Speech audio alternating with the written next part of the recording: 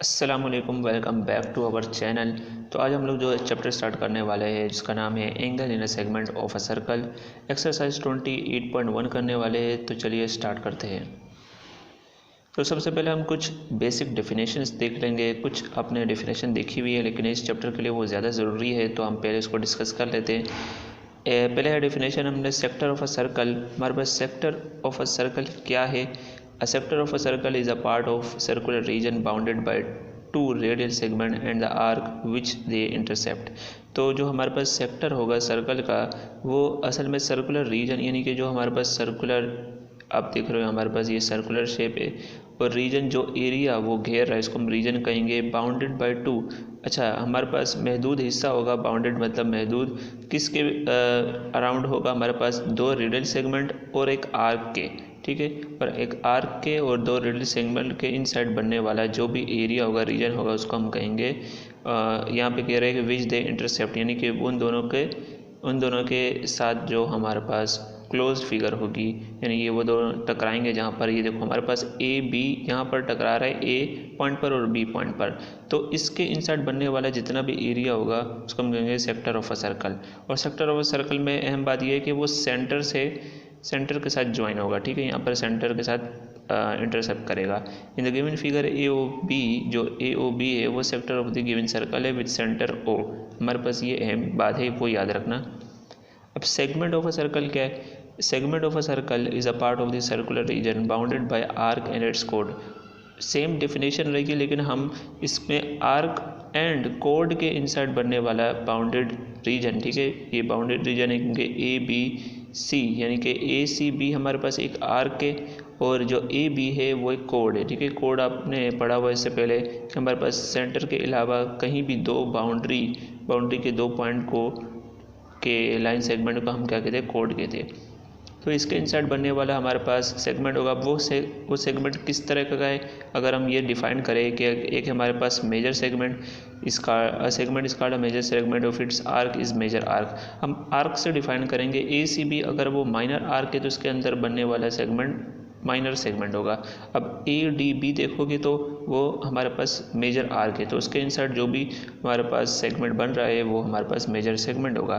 तो यहाँ पर हमने डिफाइन किया है कि in adjacent figure A C B is minor segment, ये वाला ए सी बी के अंदर ये वाला माइनर सेगमेंट है, और ए डी बी ये वाला, और इसके अंदर जितना भी सेगमेंट बन रहा है वो मेजर सेगमेंट है। फिर थर्ड में हमारे पास angle in a segment of a circle. अब साथ ही साथ हम अगर एंगल किसी सेगमेंट के अंदर बने, यानी angle in a segment of a circle, तो उसको हम कहेंगे angle in a segment of a circle. तो कैसे? In angle is a segment of a circle is an angle which is subtended by the कोड of the segment at a point other than the end points by the arc of the segment.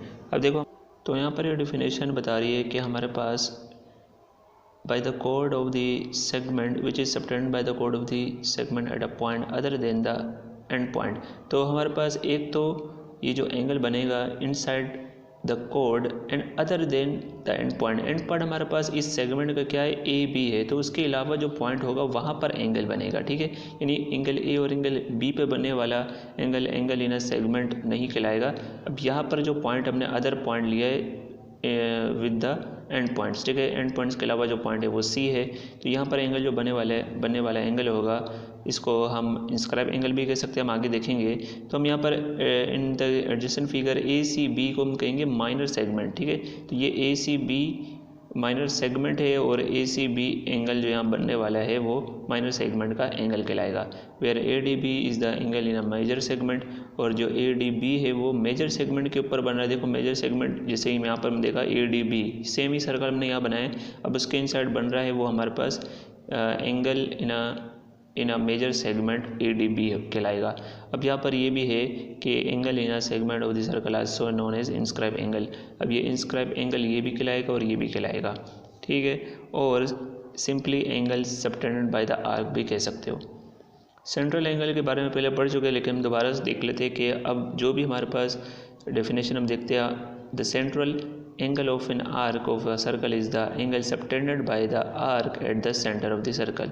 अब जो हमारे पास angle बनेगा central angle वो inside the arc होगा, यानी A B arc के inside and at centre of the circle, यानी सर्कल के सेंटर पर बनने वाला एंगल इनसाइड द आर्क, वो हमारे पास central angle of an arc कहलाएगा। ठीक है, तो हम यहाँ पर एंगल ए ओ बी को देख रहे हैं कि वो हमारे पास central angle of A B है। ठीक है, ये ए ओ बी हमारे पास एक सेंट्रल एंगल है। तो इसके बाद हम इम्पोर्टेंट डेफिनेशन देखेंगे, तो वो देखते हैं। तो अब हम लोग वो थ्योरम पढ़ने वाले हैं जिसका आप इस पूरी एक्सरसाइज और चैप्टर में रिपीटेडली यूज़ करोगे। तो थ्योरम 28.1 देख लेते हैं। The measurement of central angle of minor arc of a circle is double the angle of the subtended by the corresponding major arc. तो यहाँ पर बता रहे हैं कि जो सेंट्रल आर्क है, आप ये चीज़ भी देख सकते हो, दूसरी स्टेटमेंट भी है कि हमारे पास जो सेंट्रल आर्क है, जो हमारे पास सेंट्रल एंगल है, वो माइनर आर्क और थ्रू जो हमारे पास हमने देखा रेडियल सेगमेंट एंड आर्क के थ्रू बनने वाला एंगल हमारे पास सेंट्रल एंगल डबल होगा इंस्क्राइब्ड एंगल के, जो यहाँ पर एंगल सी नज़र आ रहा है। तो यही चीज़ हम इसको प्रूफ करने वाले हैं। गिवन है हमारे पास in a circle with centre O angle A O B is the central angle. तो हमारे पास A O B central angle है विद माइनर आर्क। आर्क कौन सा है? हमारे पास जो बाउंड्री है ए बी। और हमारे पास A C B is the angle subtended by corresponding major arc A C B. जो हमारे पास मेजर आर्क होती है ए सी बी, ये वाली आर्क, उसके सबटेंड बनने वाला एंगल हमारे पास ये हमारे पास ए सी बी है, यानी इंस्क्राइब एंगल भी कहते हैं इसको। तो हमें ये प्रूव करना है कि A O B measurement angle A O B twice of measurement A C B के बराबर है। कंस्ट्रक्शन कर लेंगे। Draw C O line segment and produce it to point D of the circle. हम एक्सटेंड करके इसको पॉइंट डी तक ले जाएंगे इस आर्क को। ठीक है, हमारे लाइन सेगमेंट हमारे पास सी ओ, और हमारा इसको एक्सटेंड करके डी पॉइंट तक भी लेकर जाएंगे। आगे देखते हैं हमारे पास। अच्छा, यहाँ पर मैंने दोबारा से इसकी फ़िगर ड्रॉ कर ली है ताकि ये आपको फिगर साथ साथ मैं समझा सकूँ। अब देखते हैं हमारे पास प्रूफ में statement and reason. In angle A O C, angle A O C में देखो हमारे पास दो एक लाइन सेगमेंट है, हमारे पास एक है ओ ए और एक है ओ बी। ये दोनों बराबर है क्योंकि ये दोनों रेडियल सेगमेंट है, यानी radius of the same circle है। तो यहाँ पर लिख लिया इसका reason radial of the same circle है, इसलिए ये दोनों बराबर होंगे। अच्छा, इसी से एक और चीज़ निकलती है। अगर एंगल ए ओ सी हम देखें तो ओ सी ए के बराबर है। तो देखो हमारे पास ए ओ सी देख लो, ए ओ सी हमारे पास बराबर होगा ओ सी ए के, क्योंकि हमारे पास ये अपोजिट साइड है, angle opposite two congruent side. Congruent side मतलब जो ओ ए और ओ सी हमारे पास बराबर थे, यानी इनके अपोजिट बनने वाला एंगल भी हमारे पास इक्वल होगा। इसको इक्वेशन नंबर 1 का नाम देंगे। अब हम जाते हैं कि एंगल ए ओ डी, देखो एंगल ए ओ डी हमारे पास सम ऑफ एंगल ओ ए सी और ओ सी ए के बराबर होगा। क्यों होगा? क्योंकि हमारे पास exterior angle is the sum of opposite interior angle of the triangle. हमारे पास जो एक्सटीरियर एंगल है, ये वाला एंगल ओ, मैं फ़िलहाल आपको बोल देता हूँ इसको मैं। तो ये हमारे पास अंदर बनने वाले इंटीरियर एंगल के अपोजिट एंगल के सम के बराबर है। जो अंदर इंटीरियर एंगल है हमारे पास ए और सी, इन दोनों के सम के बराबर है ये एंगल ओ। यहाँ पर तो हमने पूरी डायरेक्शन देनी है कि ए ओ डी कौन सा है और ओ ए सी और ओ सी ए, ताकि हम इसको डिफाइन कर सकें हम कौन से एंगल की बात कर रहे हैं। ठीक है, तो अब इन दोनों को हम ऐड कर लेंगे। सबसे पहले हम ये देखते हैं कि ओ ए सी एंगल ओ सी ए के बराबर है, तो यहाँ पर ओ ए सी की जगह भी ओ सी ए रख के इसको दोनों को ऐड कर देंगे। इक्वेशन नंबर 2 हो जाएगा ये। अच्छा, यूजिंग इक्वेशन नंबर 1 इसकी रीज़न आ जाएगी क्योंकि हमने इसका यूज़ किया इक्वेशन नंबर 1 का। सिमिलरली हम इसी तरीके से अभी हमने डिफ़ाइन किया था कि ए ओ डी, इसी तरह अब देख सकते हैं बी ओ डी को भी इस तरह इन दोनों के अपोजिट इंटीरियर एंगल का सम होए, एंगल सी और एंगल बी को ऐड करेंगे एंड देन हम बाय द सेम प्रोसेस यहाँ तक पहुँच जाएंगे कि बी ओ डी भी twice of O C B के बराबर है। जिस तरह हमने ये तीनों हमने पॉइंट्स लिखे हैं, ये लिखने की ज़रूरत नहीं है। बाय सिमिलरली ये लिख के हमें सिर्फ B O D two measurement O C B के बराबर है, ये लिख लेंगे। नाउ अब आते हैं हम जो मेन क्वेश्चन हमारे पास है कि central angle twice of inscribe angle के बराबर है, तो ए ओ बी ले लेंगे। ए ओ बी हमारे पास ये वाला सेंट्रल एंगल को कह रहा है। तो अब हम जब इसको देखेंगे तो ये हमारे पास दो ट्राइंगल मिलकर बन रहे हैं। ठीक है, ओ असल में हमारे पास एक ट्राइंगल ए ओ डी और प्लस बी ओ डी को ऐड करके बन रहा है, यानी दोनों का सम है, तो हम यहाँ लिख लेंगे AOD प्लस BOD। तो यहाँ पर इसकी रीज़न दे सकते हैं कि एंगल एडिशन पोस्टुलेट है, ठीक है। इस तरीके से यानी कि दो ट्राइंगल का जो एंगल है उन दोनों को मिलाकर हमारे पास एंगल O बन रहा है इन दोनों के एडिशन से। तो हमने इसको ऐड किया, इसके बाद हमने 2 कॉमन ले लिया, तो हमारे पास आ गया एंगल OCA सॉरी, और मेजरमेंट एंगल OCB, ठीक है। हमने दोनों को 2 कॉमन ले लिया, तो हमने लिख लिया टेकिंग 2 कॉमन, ठीक है। यहाँ पर हमने यूज़ किया है इक्वेशन नंबर 2 और 3, तो हम यहाँ पर इसकी रीज़न लिख सकते हैं कि हमने AOD की जगह हम यहाँ से उठा लेंगे कि 2 ऑफ ये रहा हमारे पास 2 मेजरमेंट OCA और यहाँ पर 2 मेजरमेंट OCB, तो हमने ये लिख लिया। फिर 2 कॉमन लिया हमारे पास। अब इन दोनों का सम, बेसिकली इन दोनों का सम हमारे पास किसके बराबर है, देखो OC यहाँ से देख लेंगे कि OCA और ये हमारे पास है OCB, तो हमारे पास ये बराबर है ACB के, क्योंकि ये जो एंगल C है वो भी हमारे पास देखो 2 ट्राइंगल, एक ये वाला ट्राइंगल और एक ये वाला ट्राइंगल के मिलने से ये एंगल C बन रहा है। तो हमने सिंपली यहाँ पर भी सेम रीज़न दे सकते हैं कि एंगल एडिशन पोस्टुलेट, इन दोनों के एडिशन से ये सेम एंगल C बन रहा है। तो हम यहाँ पर जो प्रूफ करना था कि सेंट्रल एंगल ट्वाइस ऑफ है इंस्क्राइब्ड एंगल के, वो हमने प्रूफ कर दिया। इसका यूज़ होता है काफ़ी बार, हम इसकी स्टेटमेंट लिख लेंगे कि हमने यहाँ पे थ्योरम 28.1 यूज़ किया है। अब यहाँ से लेकर यहाँ तक स्टेटमेंट लिख सकते हो कि the central angle of the minor arc is double in measurement of the inscribed angle of the corresponding major arc, ठीक है। तो हम नेक्स्ट क्वेश्चन पे जाते हैं। तब आते हैं क्वेश्चन नंबर 1 पर। क्वेश्चन नंबर 1 है एक्सरसाइज 28.1 का। इन फिगर नंबर 1, जो फिगर 1 है, इसमें point O is the centre of the angle. जो पॉइंट O है वो सेंटर ऑफ द सर्कल है। फाइंड X, जो हमारे पास X एंगल है, यानी कि जो X है यहाँ पर वो फाइंड करना है, वेयर एंगल C हमें 30 डिग्री दिया हुआ है।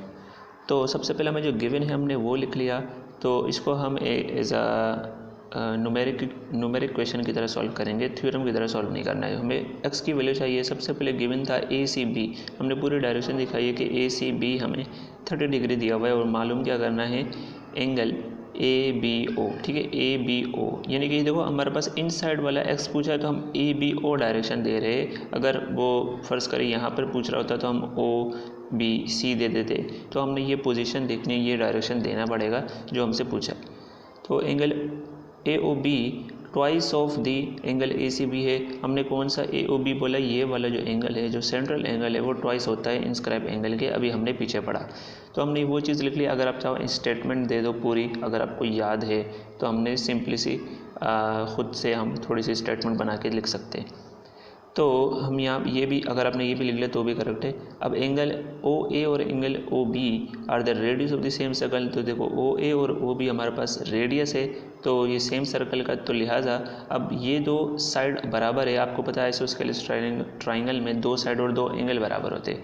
तो ये 2 साइड अगर बराबर है तो इसका मतलब 2 एंगल भी बराबर होंगे। वो कौन से एंगल होंगे हमारे पास, एक है OAB एंड OBA, ठीक है, ये वाला OB एंड A। तो हमने कहा कि OAB और OBA एंगल बराबर है और ये x के बराबर है, तो इसका मतलब ये, लिहाजा ये दोनों x के बराबर होंगे। अभी हमने फाइंड नहीं किया, हमने सिर्फ ये स्टेटमेंट दी है कि ये दोनों एंगल बराबर होंगे। सो अब हमने ये पता है कि अगर किसी भी ट्राइंगल के तमाम एंगल का सम करे वो 180 डिग्री के बराबर होता है। तो angle A, angle B, angle C का सम करे तो ABC हमने जनरली लिख लिया कि ये चीज़ बराबर होगी 180 डिग्री के। अब हमने एंगल A किसको कहा है, कि एंगल A है ये इनसाइड वाला OAB, ठीक है, ये भी ट्राइंगल है ना, तो ये भी लिहाजा 180 डिग्री के बराबर होगा इन तीनों एंगल का सम। तो हम B को कह रहे हैं कि एंगल OBA, ठीक है, ये वाला एंगल, एंड OAB हमारे पास कौन सा है, ये A and O and B, ठीक है। तो AOB ले लेंगे, यानी O एंगल ले लेंगे। तो लिहाजा हमने यहाँ पर अब OAB और OBA को हमने x कहा था ऊपर, यहाँ पर हमने कहा था x है ये, ठीक है। देन इसकी जगह x लिख लो। और OAB हमारे पास, लिहाजा हमारे पास ये OAB जो है वो ट्वाइस ऑफ दी है किसके, central angle twice of the है इंस्क्राइब एंगल के। अब C की जगह हमने क्या लिख लिया, ये वाला एंगल लिख लिया। पहले आप C भी लिख सकते थे कि ACB, फिर ACB हमारे पास है half of the central angle, आप इस तरह भी लिख सकते हो। तो हमने यहाँ पर क्या किया, OAB लिख लिया, फिर वो क्या इसके बराबर है, ट्वाइस ऑफ ACB के बराबर है।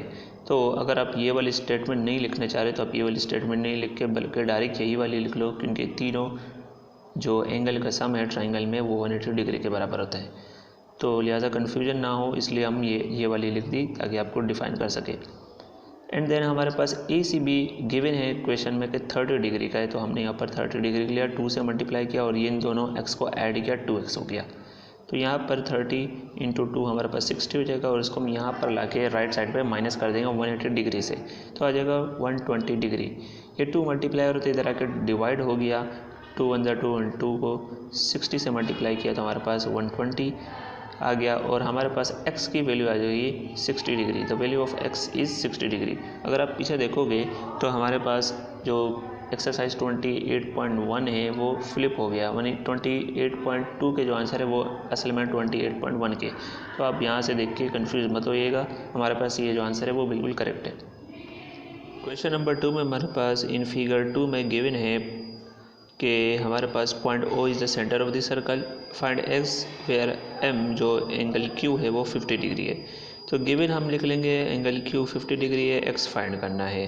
तो सबसे पहली बात वही हमारे पास एंगल QOR, जो QOR है ये वाला एंगल हमारे पास सेंट्रल एंगल है और QPR इंस्क्राइब्ड एंगल है। और जैसे कि हमने कहा था कि एंगल हमारे पास सेंट्रल एंगल डबल होता है इंस्क्राइब एंगल के, इसी तरह इंस्क्राइब एंगल हाफ होगा, ठीक है।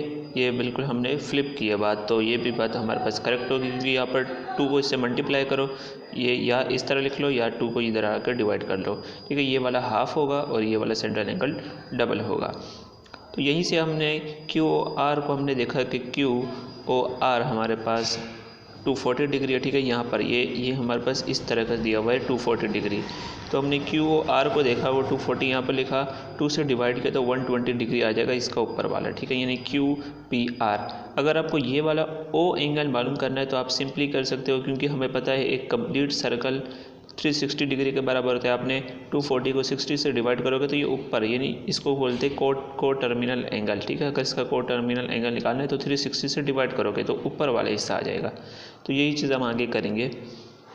अब आते हैं कि QPR हमारे पास 120 डिग्री के बराबर आ गया। अब यहाँ पर एक क्वाड्रिलेटरल गिवन है, ठीक है, साइक्लिक क्वाड्रिलेटरल। हमारे पास तमाम एंगल का सम करो एक क्वाड्रिलेटरल में तो वो 360 के बराबर है। Sum of the cyclic quadrilateral is 360। अब कौन सा है, एक है हमारे पास P, Q, O and R, ठीक है। तो Q, P, O and R हमने अब कंप्लीट अगर हम डायरेक्शन दे तो QPR हमारे पास एक आ जाएगा QPR, ये वाला QPR, फिर आगे जाते हम PQO, ठीक है, इस तरह लिख सकते हैं। एंड OQR ये O को ज़ाहिर कर रहा है, जो भी हम एंगल को ज़ाहिर करना चाहते हैं रिप्रेजेंट कर रहे हैं वो बीच में लिखेंगे, ठीक है, जैसे PO या PQR में Q है। अब जो हमारे पास इनकी वैल्यूज़ है वो लिख लेंगे। QPR हमने डिफाइन किया कि यहाँ पर 120 डिग्री के बराबर है। PQO यहाँ पर जो गिवन है वो PQO है, तो 50 डिग्री गिवन था वो लिख लिया। एंड QOR हमारे पास 120 डिग्री के बराबर है, ठीक है। तो QOR हमारे पास QOR ये हमने कहाँ से निकाला, हमने 360 से इसको माइनस किया। इसका को टर्मिनल एंगल निकालना हो तो 360 से माइनस करेंगे तो ये ऊपर वाला हिस्सा आ जाएगा, ठीक है। हमें ये वाला हिस्सा चाहिए तो वो आप लोग साइड पे निकाल लेना, ठीक है। तो वो मैंने बता दी, मैंने लिखा नहीं यहाँ पर। एंड देन हमारे पास मालूम क्या करना है, ORP, ठीक है। ORP बेसिकली x था तो हमने यहाँ पर x लिख दिया, 360 इक्वल टू 360 डिग्री के बराबर है। इन तमाम का सम करोगे 290 डिग्री आ जाएगा। फिर हमने इसको माइनस कर लेना यहाँ पर लाकर 360 डिग्री से, तो आपके पास 70 आ जाएगा x। The value of x is 70 degree. आपको सिंपली ये फाइंड करना था, बड़ी सिंपल से हमारे पास क्वेश्चन है। Figure number 3, point O is the centre of the circle. तो पॉइंट O हमारे पास सेंटर ऑफ द सर्कल है। अब यहाँ पर x प्लस वाई फाइंड करना है, यानी x और y पहले फाइंड करोगे फिर उन दोनों का ऐड करके x प्लस वाई आ जाएगा। आपको मेजरमेंट D गिवन है, एंगल D यहाँ पर हमारे पास एंगल डी 30 डिग्री है, ठीक है। तो हमारे पास गिवन था angle D 30 degree x plus y find करना है। तो सबसे पहले हमारे पास angle C and angle D are two angle of the same segment. अब एंगल सी और एंगल डी को देखोगे तो हमारे पास सेम सेगमेंट के ऊपर आ रहे हैं, सो बोथ आर इक्वल, तो ये एंगल दोनों बराबर होंगे।